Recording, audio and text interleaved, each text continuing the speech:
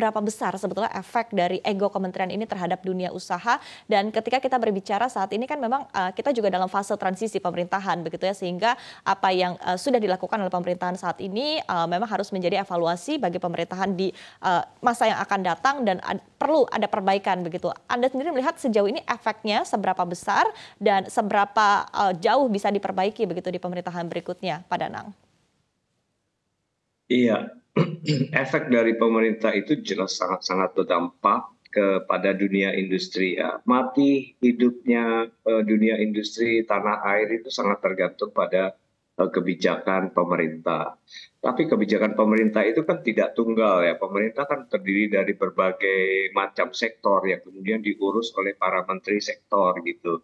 Nah, kalaupun saat ini terjadi situasi persaingan atau kompetisi antara kementerian, maka dunia industri bisa suffering cukup dalam gitu. Kita bisa lihat di pengalaman 1 tahun terakhir ketika tahun politik ini terjadi, begitu banyak peraturan-peraturan dikeluarkan tampaknya dengan motif yang berbeda daripada tujuan negara untuk meningkatkan kesejahteraan rakyatnya melalui pekerjaan gitu.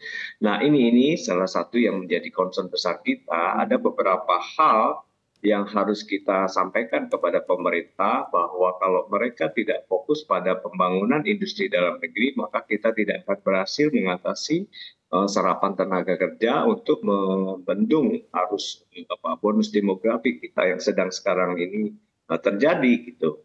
Nah, coba bayangkan bagaimana pemerintah mengorkestrasi ini di masa yang akan datang, di mana pemerintahan Bapak Presiden Prabowo nanti ya.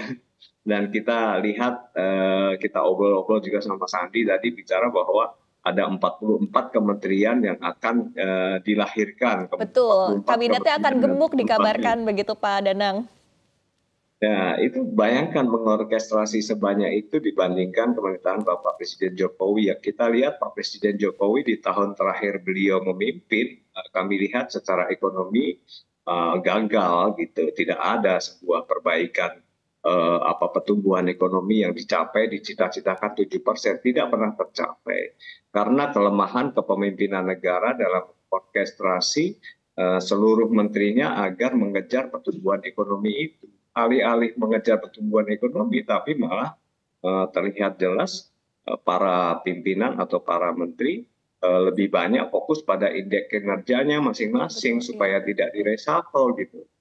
Nah, ini menjadi salah satu bagian penting di masa depan kalau seluruh kementerian tidak bisa dikelola oleh presiden dengan tangan besi, maka akibatnya dunia industri, tenaga kerja kita, SDM kita akan menjadi korban dari pentas masing-masing para menteri yang pengen menonjol dengan dirinya sendiri. Tapi koordinasi antara menteri justru menjadi seolah-olah perlombaan di antara mereka, bukan Baik. lagi sinergi. Baik, ini menarik sekali sebetulnya Pak Danang ya. Tadi seperti apa kita artinya memiliki target bersama, satu poin tujuan bersama untuk kesejahteraan negara begitu ya, masyarakat, dan di satu sisi juga tapi ada kinerja dari tiap-tiap kementerian begitu yang wajar saja tentu kementerian juga ingin begitu kinerja tercapai begitu. Itu adalah sebuah objektif dari masing-masing yang sudah diberikan tugas begitu. Nah, tapi ini menjadi pertanyaan juga seperti apa bisa membalancingnya, seperti apa bisa mengorkestrasinya begitu. Pak Andri sendiri apakah Anda juga memiliki point of view berkaitan dengan hal ini? Silahkan.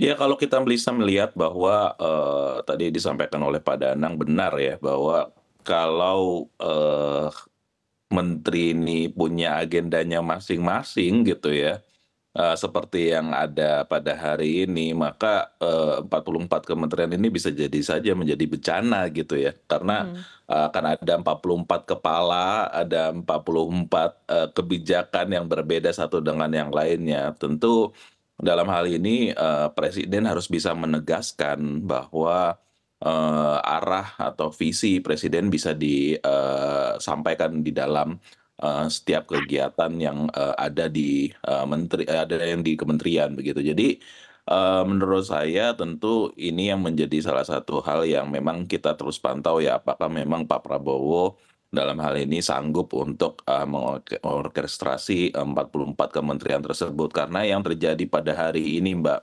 bahwa bisa saja sekarang ya kementerian itu mengeluarkan produk hukum, regulasi, tetapi ternyata disetir oleh kementerian yang lain gitu. Nah ini yang kita tidak inginkan begitu ya. Ada satu kementerian yang memberikan insentif, ada kementerian lain yang memberikan disinsentif. Jadi beberapa hal tersebut menurut saya bukannya justru memberikan kepastian bagi industri, malah industri setiap hari deg-degan begitu ya. Regulasi apa lagi nih yang akan berubah? Regulasi apa lagi nih yang akan membebankan mereka? Jadi cawe-cawe dari pemerintah inilah yang menurut saya justru memberikan beban tambahan kepada industri untuk mereka bisa kinerjanya bisa meningkat begitu. Jadi ini menurut saya harus dihindari di era presiden yang akan selanjutnya karena tentunya dengan target sangat optimis ya 6-7% bahkan pernah mengatakan sampai 8% akan menjadi percuma kalau misalnya pemerintah dalam hal ini terlalu cawe-cawe, terlalu banyak hal yang pada akhirnya justru membebankan industri. Fokus sekarang bagaimana kita bisa meningkatkan ekosistem dari industrinya sendiri gitu ya. Oke, baik. Tadi Jadi ya. kalau misalnya ekosistem dari industrinya tidak dikembangkan, menurut saya ini nggak akan kemana-mana. Pertumbuhan pasti akan autopilot di Stagnan ya. 5%. Baik, baik. Tadi kita berbicara berkaitan dengan target pertumbuhan ekonomi. Tadi Anda menyampaikan begitu ya bahwa memang cukup ambisius target pertumbuhannya 7 bahkan hingga 8% begitu ya disebutkan.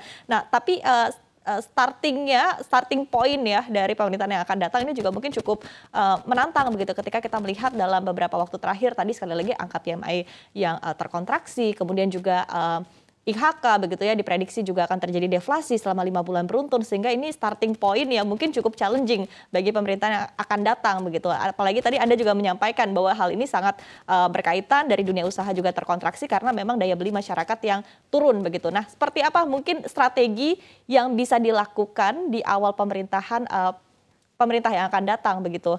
Pak Danang terlebih dahulu silakan. Ya, inti pentingnya adalah memperbaiki seluruh kebijakan ekonomi yang sudah dilakukan oleh pemerintahan di rejim Pak Jokowi ya. Kita ini saran saja kepada pemerintah masa datang ya. Perbaiki tuh seluruh permendak-permendak yang tidak bagus lah. Contohnya seperti Contoh apa Pak Danang? Permendak 8 tuh harus hal yang pertama kali harus direvisi.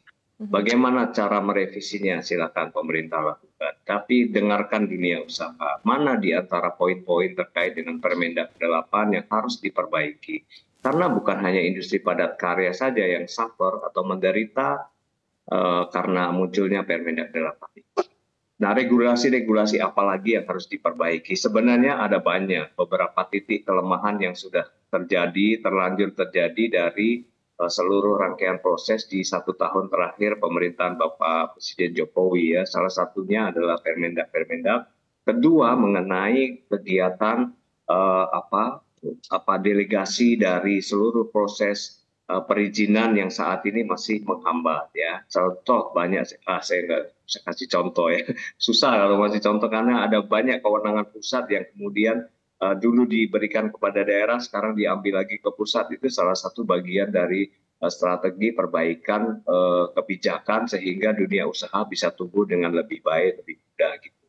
Nah, di sisi lain adalah masalah-masalah bagaimana pemerintah mesti mengatasi fluktuasi nilai tukar rupiah yang selalu mengkhawatirkan dunia usaha. Ini hal yang ritual setiap tahun terjadi berulang-ulang kali, tetapi antisipasinya terhadap fluktuasi nilai tukar rupiah kita itu hampir tidak muncul apa kegiatan yang harus dilakukan untuk mencegah itu terjadi.